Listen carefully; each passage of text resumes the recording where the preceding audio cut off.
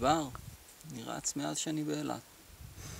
כבר עוד מעט 10 שנים בערך, און אוף. בשבילי לרוץ במדבר זה מה ששמעת עכשיו, שקט.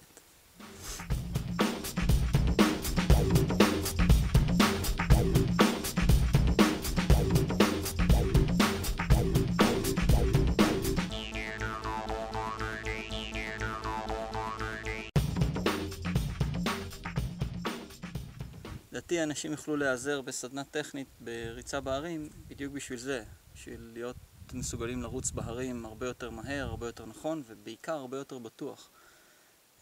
בטכניקה טובה הייצוב והיציבות הרבה יותר טובים, משמע פחות נפילות ובוודאי מהירות יותר גבוהה למישהו תחרותי, כך שמי שתחרותי ומי שלא תחרותי יוכל להרוויח מפיתוח והיכולת הזאת של הטכניקה, או היכולת הטכנית לרוץ בהרים.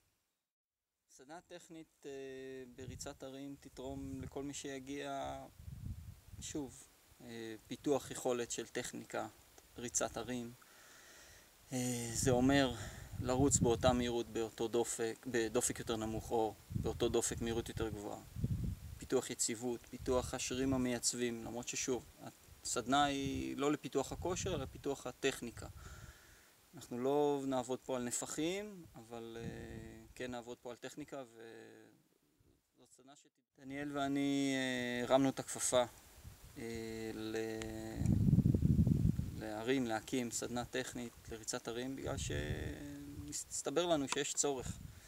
כי למרוצים כמו ים לים, או הר לעמק, גם סובב עמק, שהוא מרוץ מפנק, אבל עדיין יש בו את הקושי שלו, אני סבור שאנשים יוכלו להרוויח. במיוחד למשל בסובב עמק יש את הירידה לגלעד, שעם טכניקה טובה אפשר פשוט לשטוף אותה בקלות, בלי לשרוף את ההר בראשי, בלי לבזבז בעצם אנרגיה ויכולות ריצה להמשך. והשילוב הזה של דניאל קרן עם כל מה שעומד מאחוריו, שבאמת זה כבוד לי שהוא משתף איתי פעולה בנושא, אני חושב שרק נרוויח כולנו.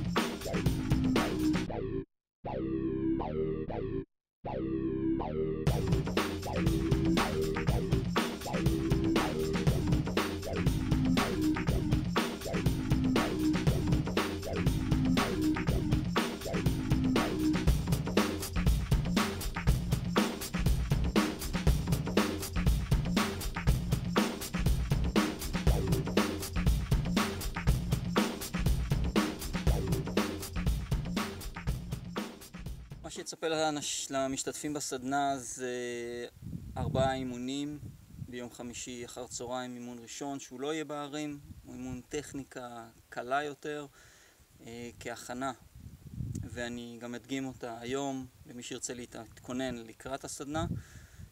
ויום שישי אנחנו נהיה באתר בנחל יעל, יום בבוקר, יום שישי אחר צהריים אנחנו נשנה אתר, נגיע גם לאתר פה, בהר שלמה, פה יש מספר אתרים.